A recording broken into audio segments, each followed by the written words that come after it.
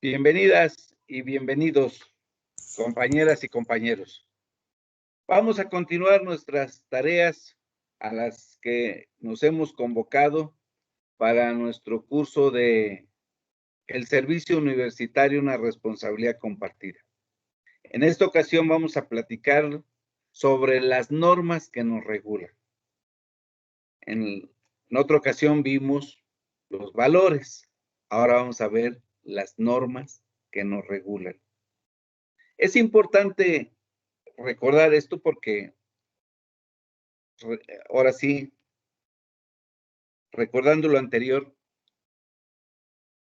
los actos humanos, los actos que nosotros realizamos en una vinculación inmediata a la comunidad a la que pertenecemos, ya sea la familia o la sociedad, están regidos o están sujetos a normas, a las llamadas normas morales, y algunas de estas tienen su evaluación ética, o a las normas jurídicas.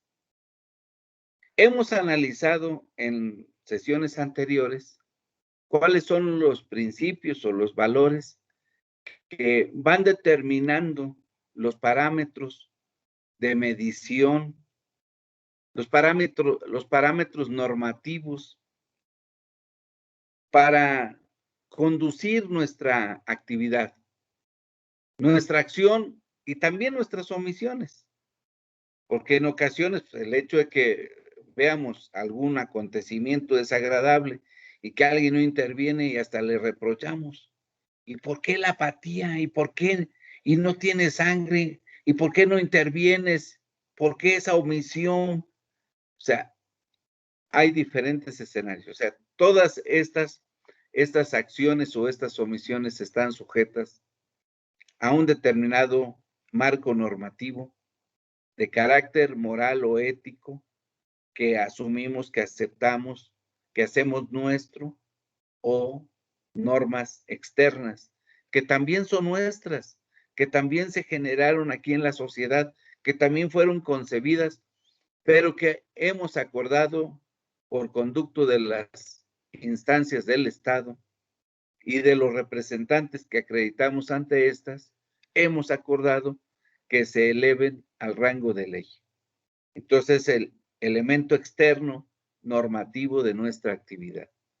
Hemos analizado el elemento interno, hoy vamos a continuar y analizaremos la parte normativa, la parte externa, que también es detonante y cuida el escenario de interrelación en esta comunidad, al interior y al exterior, con las otras comunidades o con los otros elementos de la sociedad que, sin pertenecer a nuestra comunidad, también eventualmente pueden tener relación con nosotros en lo individual o con la institución en lo general.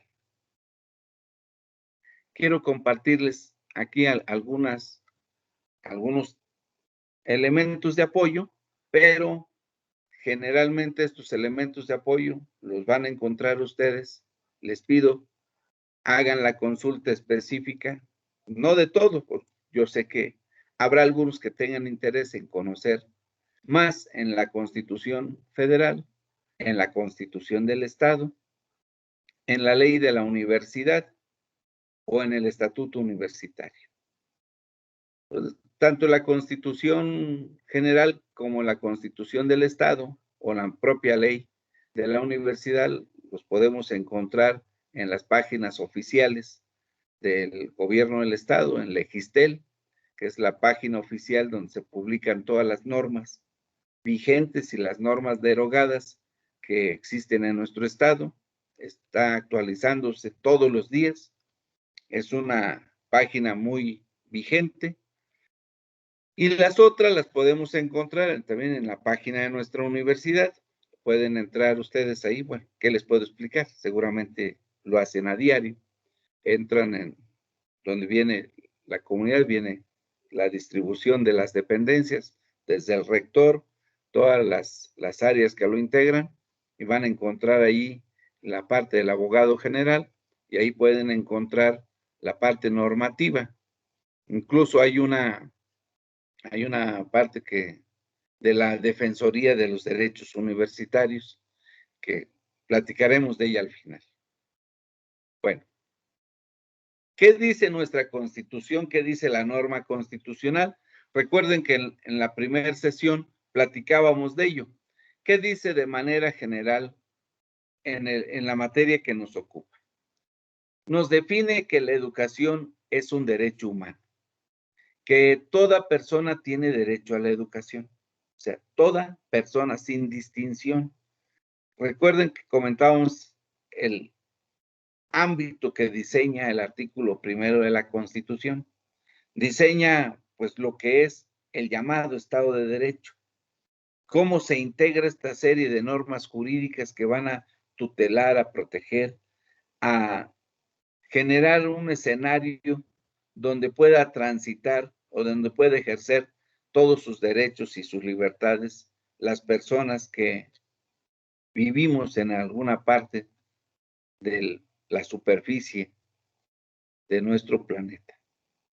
Porque recuerden que comentábamos que estamos transitando de la fortaleza o de la concepción y la actualización de un derecho eminentemente o de un Estado de Derecho eminentemente local, nacional, a un derecho internacional, que los propios Estados nacionales hemos venido admitiendo, hemos venido definiendo y que estamos creando pues prácticamente un derecho internacional, y a los ciudadanos que teníamos el concepto de vecinos o de ciudadanos con una visión focalizada a la localidad donde estamos, hemos ido transitando y seguramente en los siguientes años estaremos platicando de la calidad de ciudadano universal, que traemos un Estado de Derecho universal, un Estado de Derecho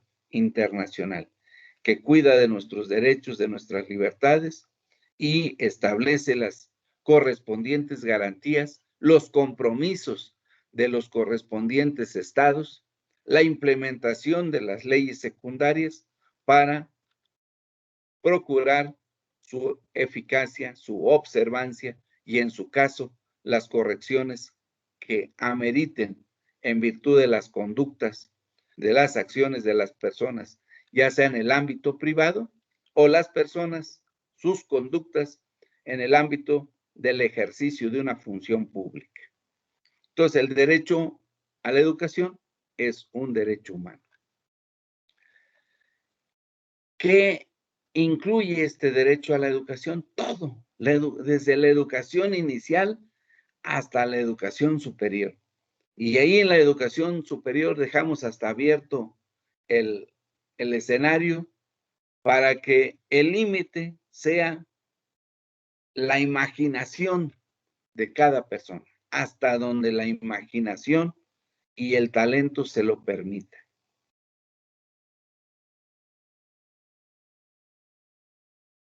Esto hablando de manera particular de la educación superior que corresponde a nuestra comunidad universitaria, que le corresponde, pensando en el tema de la responsabilidad, que le corresponde la capacidad de atenderla, de definir los procedimientos mediante los cuales va a ser posible el cumplimiento de este objetivo. El Estado, nuestra norma constitucional, nos asigna la obligatoriedad de la educación superior. Dice que la obligatoriedad corresponde al Estado. Ya platicábamos en las sesiones anteriores que esta obligatoriedad está definida como concepto de Estado a todas las personas que formamos parte del Estado y a los órganos del poder público que se acuerdan como integrantes del Estado. O sea, los órganos del poder público, el gobierno es una parte del Estado. El Estado somos todos. Entonces, la obligatoriedad de promover la educación superior es de todos. Y en particular, se la asignan a las universidades. para impulsar, desde luego, bajo la rectoría del Estado, bajo la rectoría pública, impulsar este derecho humano a la educación de manera obligatoria, universal, de excelencia, inclusiva, intercultural, pública, gratuita y laica. El tema de la interculturalidad quiere decir de poder admitir todas las corrientes culturales. Algunos se detienen en analizar con un enfoque muy específico al tema de las aportaciones de la cultura de nuestros pueblos originales. En lo particular, no participo mucho de ese concepto. Yo digo que debemos de tener una visión más integradora.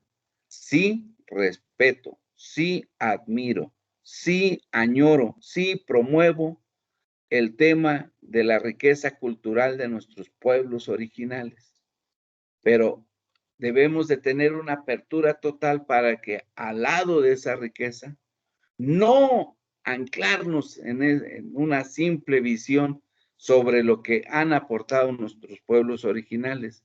No, poner a su lado, tener en la misma mesa y en el mismo escenario todas las aportaciones culturales que se han dado en todo el universo, en toda la humanidad, en todos los tiempos, que también forman parte de nuestro ámbito, forman parte de nuestro escenario para brevar de ellos, para que con base en ellos podamos conocer los conceptos, conocer la sabiduría de la humanidad y poder contribuir o adecuarla al escenario que nos corresponde.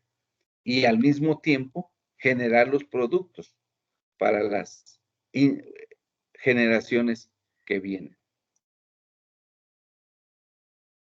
Este derecho humano a la educación, en el caso del Estado de México, por disposición de la ley, entre otras instituciones, se lo encargan a la Universidad Autónoma de nuestro Estado, a nuestra comunidad universitaria. Es decir, la ley, la Constitución, las constituciones, la federal y la del Estado, nos encarga a nosotros, a este grupo de hombres y mujeres que coincidimos en este tiempo en conformar la comunidad universitaria, nos encarga el objetivo, la finalidad de promover, de encabezar, de hacer posible el derecho humano a la educación superior. Es el encargo que tiene nuestra universidad. Y hacerlo mediante los procesos de investigación humanística. Ya hablábamos en otra sesión del término del humanismo, mediante los procesos de investigación científica y tecnológica.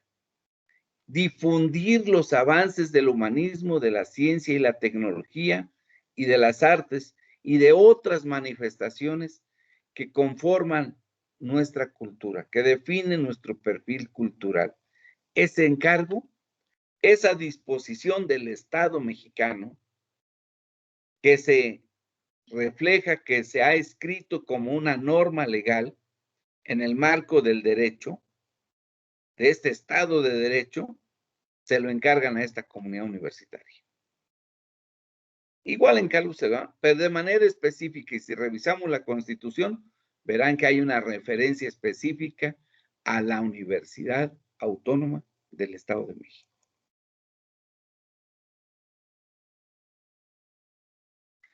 La ley de la Universidad Autónoma del Estado de México establece objetivo, define la autonomía y define quiénes integramos la comunidad universitaria.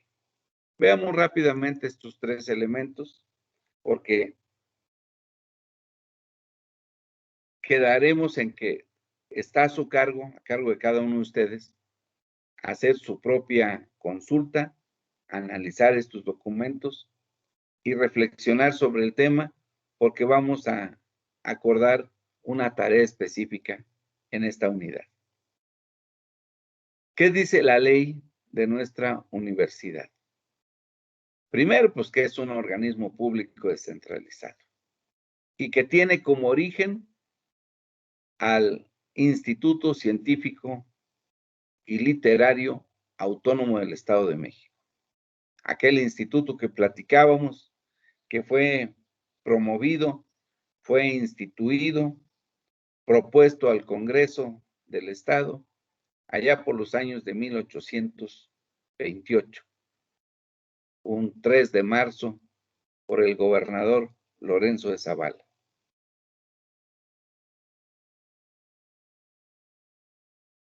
¿Cuál es el objeto de nuestra universidad? Ahí vemos un compañero maestro compartiendo sus conocimientos, encabezando un equipo de trabajo para analizar algo de la ciencia o de la tecnología.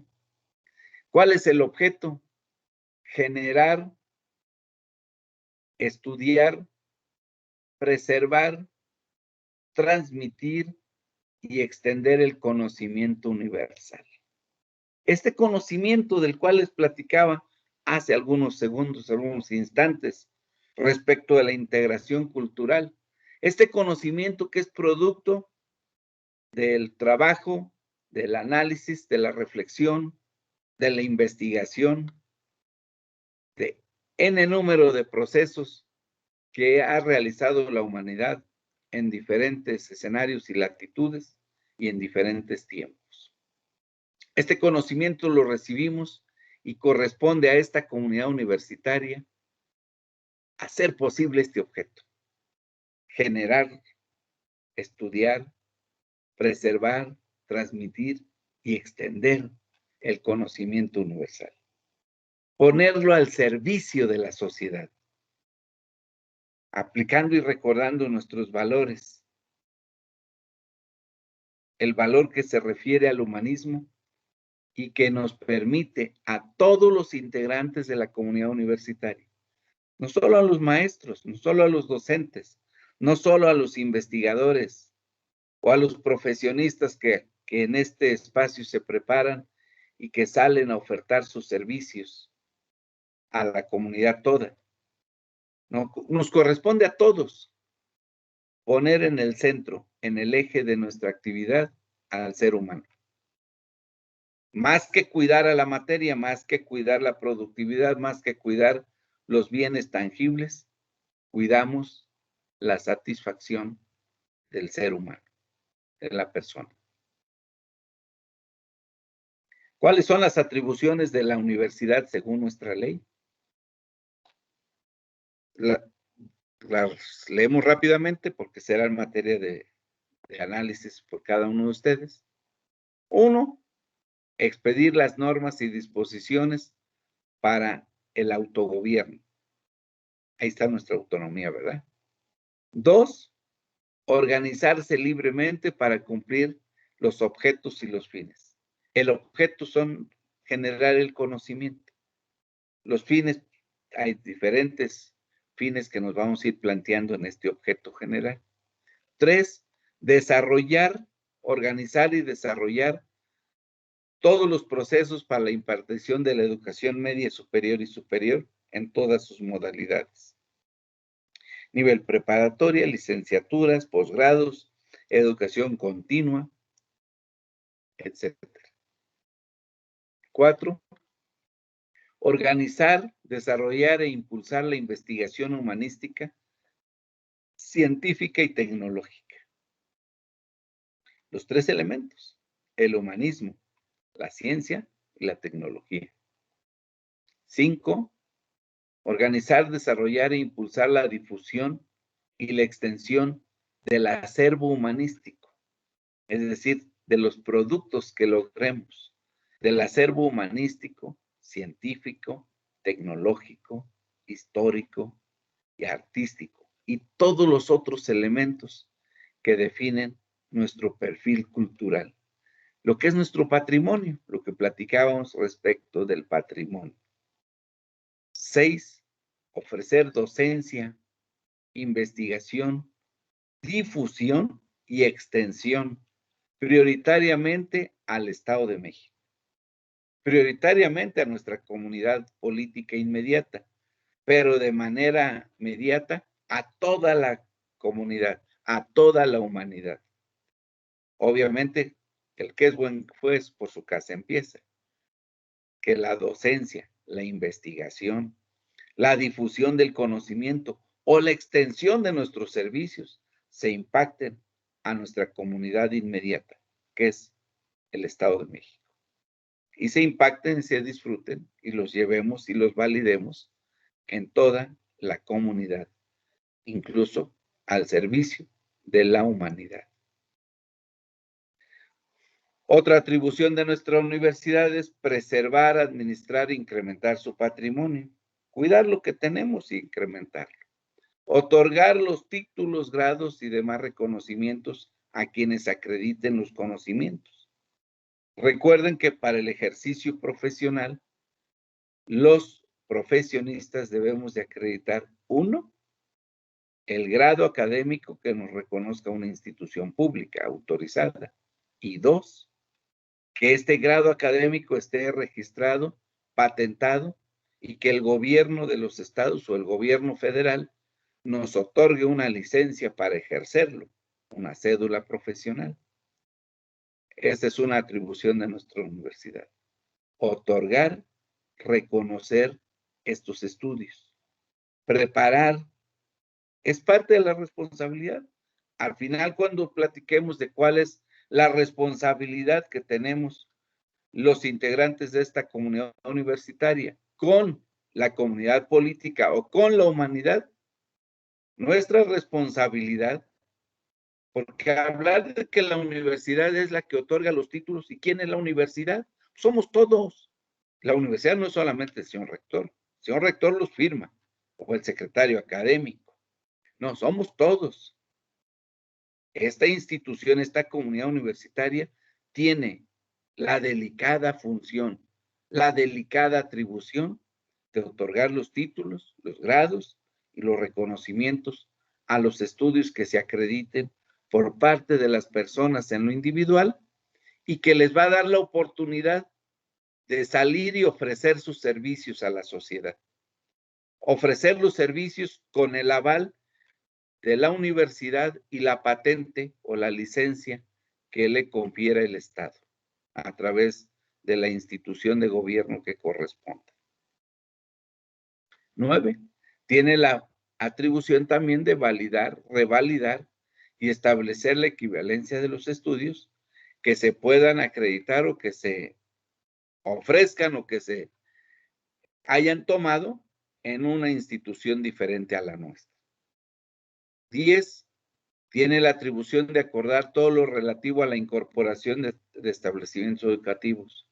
Nuestra alma mater, nuestra comunidad universitaria, ha permitido que otros proyectos de educación, otras comunidades educativas que se han conformado en diferentes comunidades, en diferentes sociedades del Estado, puedan, siguiendo los lineamientos académicos, siguiendo las políticas, la normatividad aplicable para promover la investigación, la construcción de este conocimiento universal, puedan otorgar títulos y grados académicos siempre y cuando tengan este nexo de incorporación con nuestra universidad. Es decir, a través de estas instituciones, nuestra comunidad se amplía.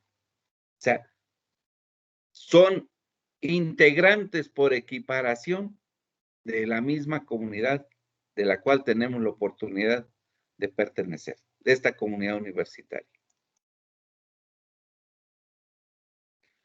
¿Qué es la autonomía? También ahí viene en la ley. ¿Cómo debemos entender nuestra autonomía? ¿Cómo se entiende la autonomía en el término del artículo 3 de la Constitución Federal? ¿Qué dice de nuestra autonomía nuestra ley? Y que se interpreta como la capacidad para gobernarnos, para dirigirnos, para definir nuestros objetivos, para acordar nuestras metas, para organizar el desarrollo de nuestros procesos que nos permitan cumplir el objetivo principal. Y el objetivo principal es el de generar el conocimiento, el de acreditar los grados académicos, de acreditar, de promover el enriquecimiento de este conocimiento. Veamos, esta autonomía, según el artículo 3º, dice que se ejemplifica en la facultad y la responsabilidad de gobernarse por parte de la institución pública. Porque nuestra comunidad universitaria, a la luz del artículo 3º, reconocemos que en otras entidades hay otras comunidades universitarias como la nuestra, que gozan de autonomía, que tienen esta facultad y la responsabilidad de autogobernarse, que tienen la responsabilidad de educar, investigar y difundir la cultura, de promover el respeto a la libertad de cátedra y la investigación, así como el libre examen y la discusión de las ideas, que es lo que hemos venido platicando como objetivo central de nuestra universidad. ¿Qué es la libertad de cátedra? Cátedra se refiere, según el diccionario de la Real Academia Española de la Lengua, se refiere a este asiento elevado donde el maestro imparte sus conocimientos, su lección con los alumnos. No el maestro que está sobre la butaca, sino el conocimiento. Es emblemático, es simbólico. Pero la libertad de cátedra tiene que ver con la libertad para elegir el concepto, para elegir el ámbito de la discusión, para permitir la incorporación de las ideas, para debatir estas ideas, para ir conformando tanto el proceso cognitivo de conocimiento, de aprendizaje, como ir conformando la concepción de la evolución de este conocimiento. Porque posiblemente encontremos conocimientos acabados, reglas universales, que tal vez ya no admiten o es difícil incorporar aditamentos para enriquecerlos o para adecuarlos, pero desde una perspectiva eminentemente humanística, reconociendo la esencia de la dinámica del concepto social, del intelecto social. Todos los conocimientos pareciera que están en un proceso evolutivo. Se van adecuando a las condicionantes del núcleo social. Los vamos adecuando. Los tenemos que ir adecuando para generar los productos que requiere la sociedad. Generar los productos que nuevos profesionistas tendrán que ir con los nuevos integrantes de la sociedad y ponerlos a su servicio. Esta es la libertad de cátedra. La capacidad que tiene cada uno de los docentes, la libertad que tiene cada uno de los integrantes de este binomio de enseñanza-aprendizaje, alumno-docente, para llevar a la mesa el tema, los componentes del tema que nos interesa, generar la discusión, el análisis, lograr el entendimiento, comprender cómo se integró, cómo se conceptualizó, por qué se llegó a ese conocimiento y cómo lo vamos a adecuar a nuestra realidad. ¿Cómo requiere la sociedad que lo adecuemos? Esto es la libertad de cátedra.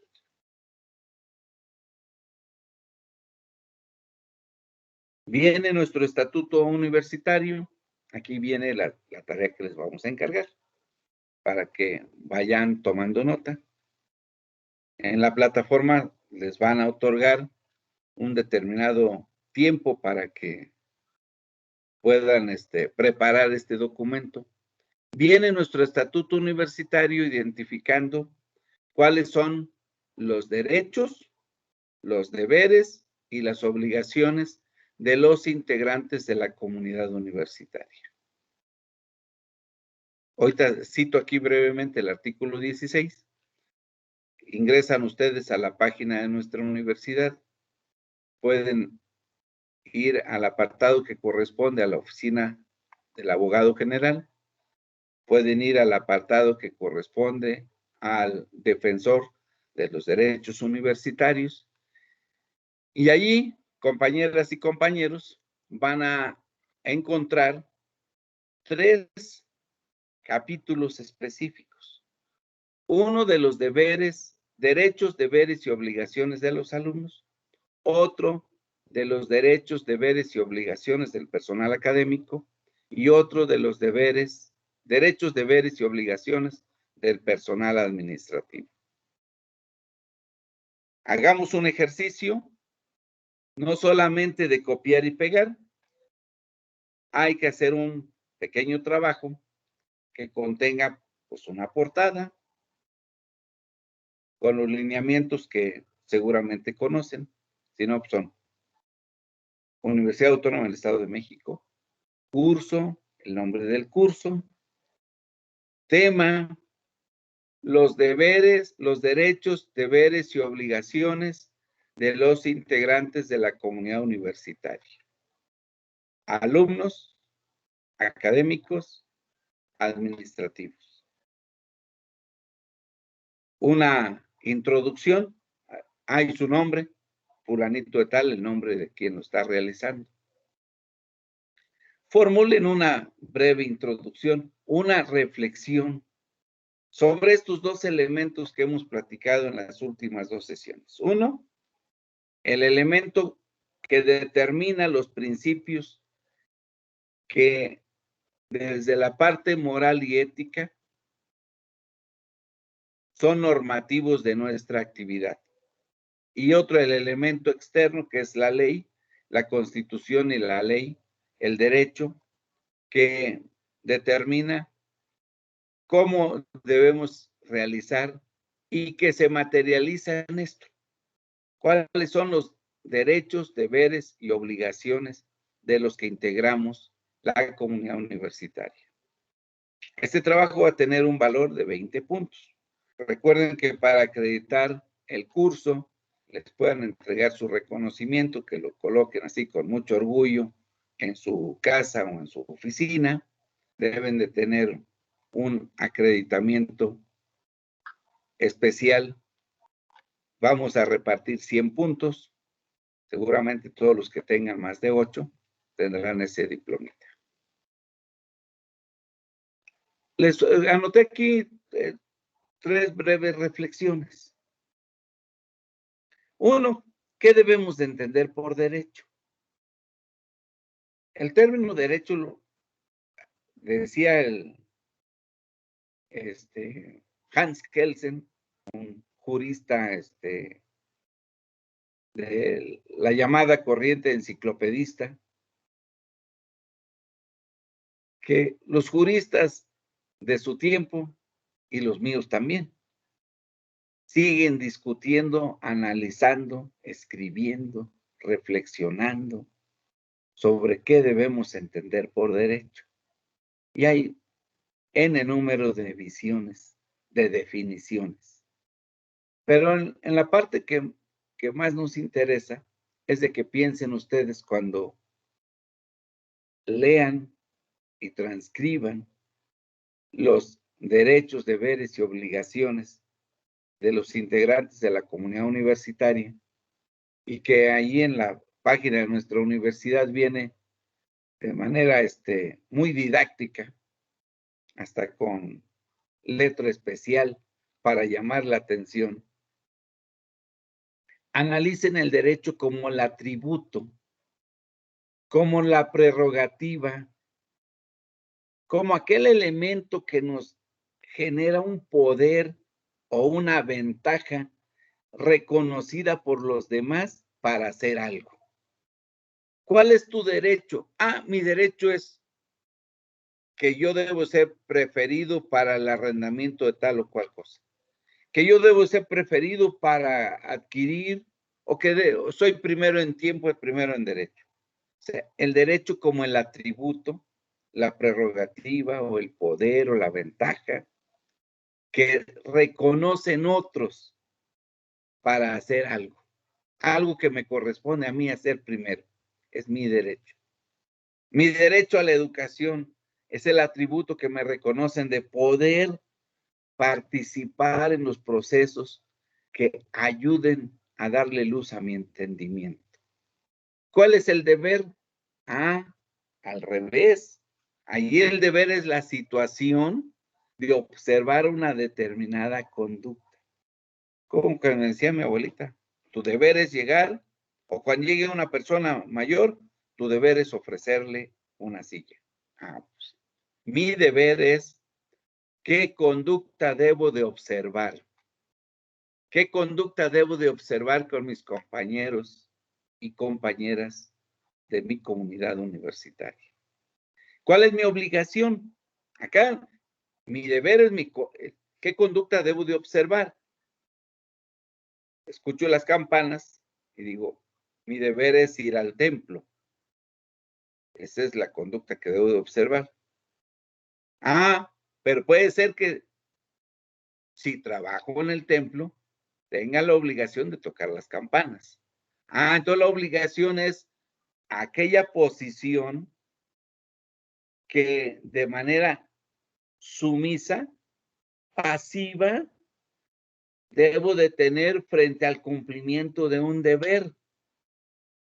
Es que tengo un vínculo, tengo la responsabilidad de actuar, tengo la obligación, tengo la posición de adelantarme, de hacer tal, es decir, de ponerme en una actitud pasiva para que dé cumplimiento a mi deber.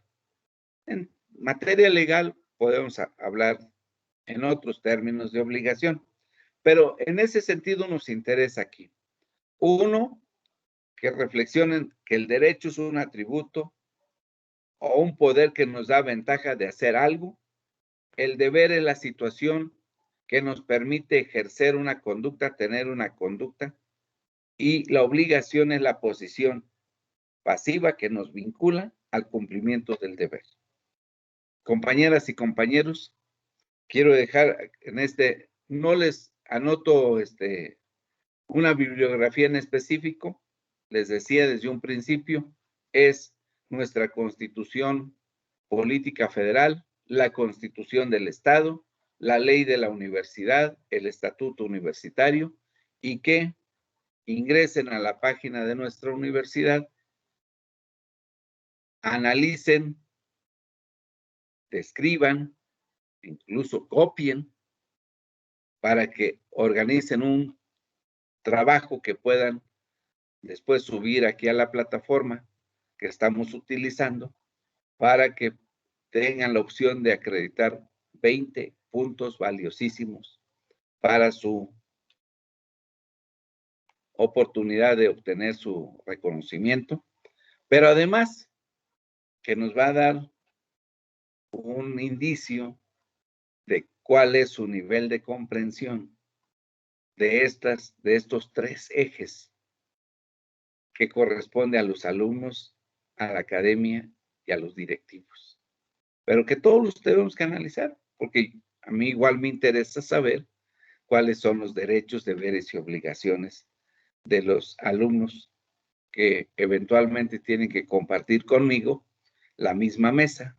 O me interesa saber también cuáles son los derechos, deberes y obligaciones que tienen mis compañeras y compañeros administrativos y que también eventualmente tengo que compartir con ellos responsabilidades. Les mando un afectuoso abrazo. Cuídense. Nos vemos en la siguiente sesión. Permítanme hacer un alto para reflexionar sobre el tema que viene, que va a ser muy interesante, y saludarlos de nuevo. Muchas gracias. Hasta pronto.